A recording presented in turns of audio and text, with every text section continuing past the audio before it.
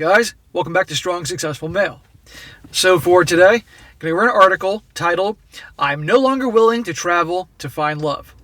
And guys, this article is obviously written by a woman, and she is from Australia, and she is, I guess, a columnist, and writes articles like this dealing with dating and romance and that type of stuff.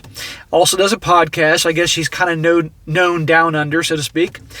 And she's going into this whole thing that basically it's gotten to the point with her, because I guess in her view, she's in such demand as a woman that she's basically unwilling anymore to travel to meet guys, okay? Unwilling to travel in any way, shape, or form to accommodate guys. They can all come to her.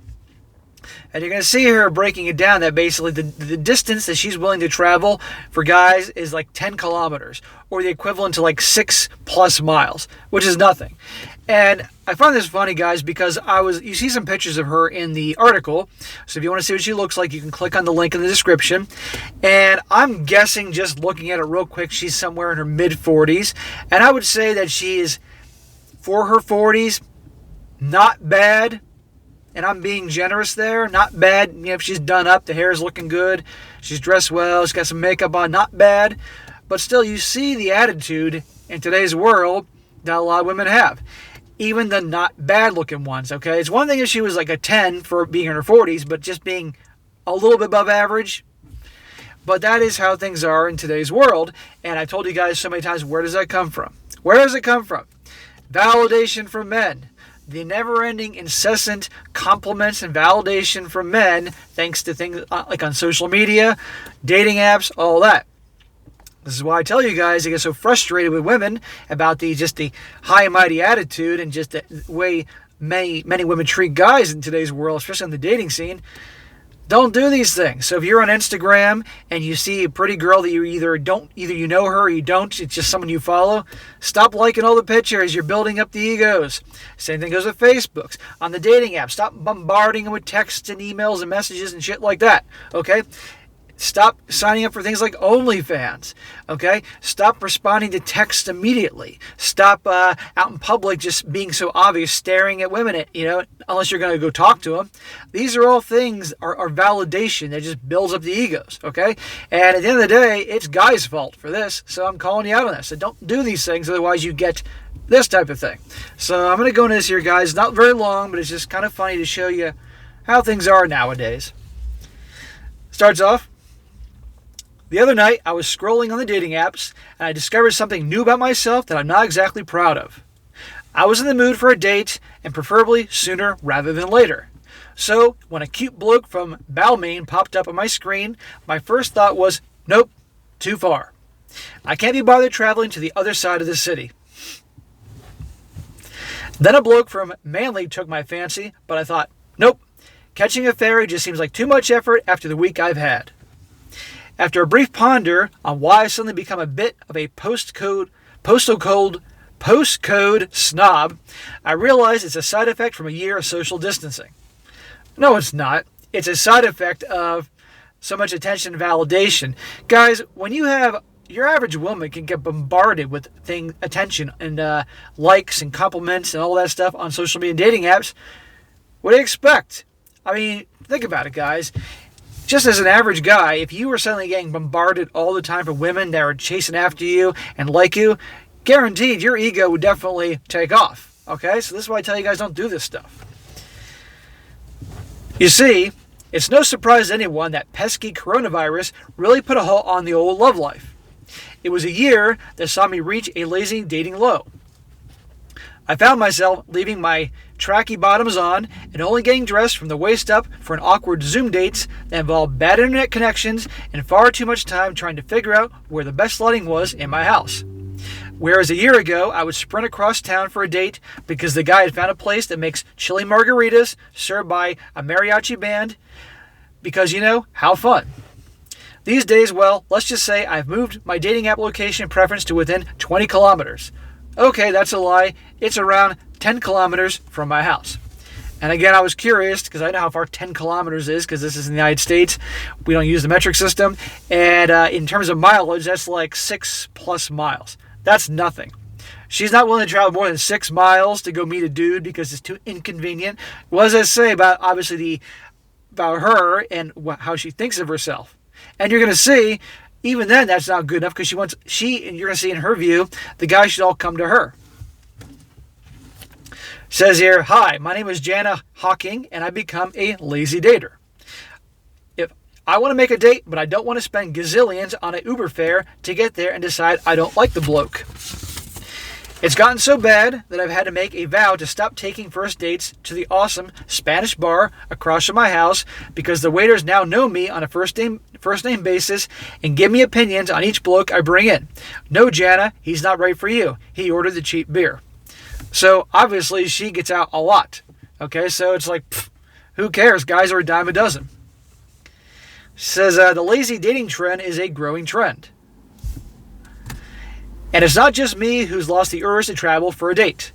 Bumble did a study that found post-pandemic, 64% of Sydney-siders want to go no more than 10 kilometers for a date.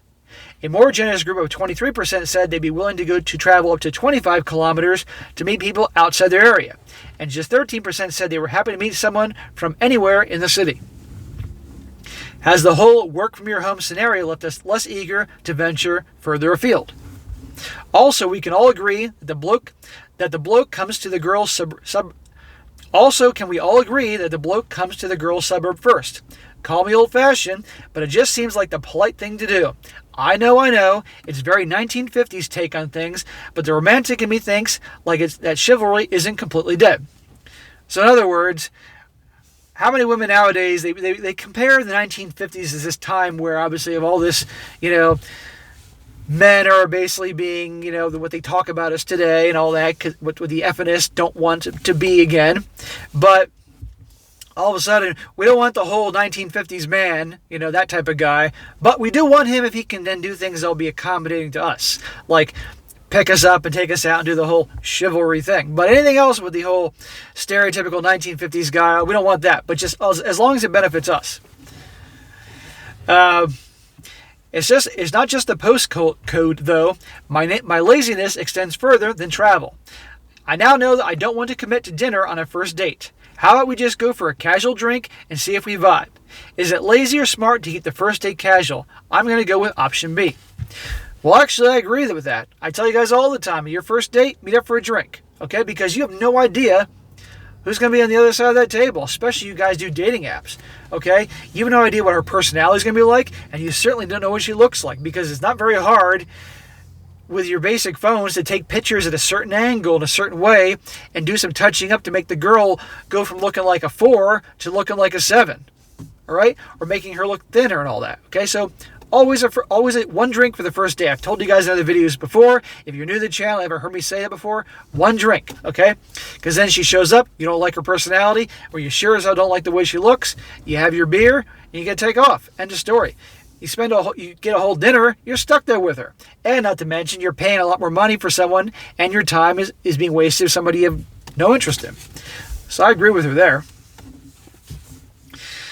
She says, is he worth ordering dumplings for? Lockdowns gave us plenty of time to ponder, and I realized that I was spending far too much time on dates that were never going to go anywhere. So why extend it with a bowl of pasta and a side of garlic bread? I know with 1 or 2 drinks whether the guy is worth ordering dumplings for, and my idea of torture is making small talk with someone I've already mentally moved on from. Side note, there's also something cute when a guy is saying, "Shall we order something to eat?" when you both know the date is going well. It's like you're both acknowledging you're not ready to call it a night yet. Yeah, blah, blah, blah, lady. Let the date go where it's supposed to go naturally and without pressure. Being held captive in a restaurant is fun for no one. Plus, it just seems too formal. Yeah, 1 drink. I'll give her this. I agree with that. She continues. So, until the after effects of a year spent mostly in pajamas, working from home wears off, those boys in Mudgee, Tasmania, and let's be honest, even DY, are going to have to wait. If you're not within a 10-kilometer radius of me, I just ain't interested. So, I know that was a brief article, but again, this is once again just a quick demonstration of the times and what happens, and her blaming the whole year of coronavirus, and obviously that's bullshit. What it really is that she obviously gets so much attention from guys that it's like, I don't have to do a damn thing. I don't have to travel out barely outside my door to get these guys coming to me. And I want them to be these 1950s chivalrous guys. So guys, a little lesson here, again, as I've said many times, stop with all the crazy attention and validation, okay? Because it builds egos, and this is the type of attitude you get. So, I don't want to hear you guys whine and complain, because there are plenty of guys on here that date, whether you want to admit it or not, on the comment section. Plenty of you guys do. So I don't want to hear a lot of whining and complaining about how the women's attitudes are and how they treat you. If you're going to be the same idiots that are going to be constantly building up the egos and the validation, attention, all those other things that lead to this type of attitude, okay? Don't do that. So anyway, guys, that is it for today. Be sure to comment down below. Let me know what you think about this. And be sure to like the video, share with your friends, and subscribe. And I'll catch you next time.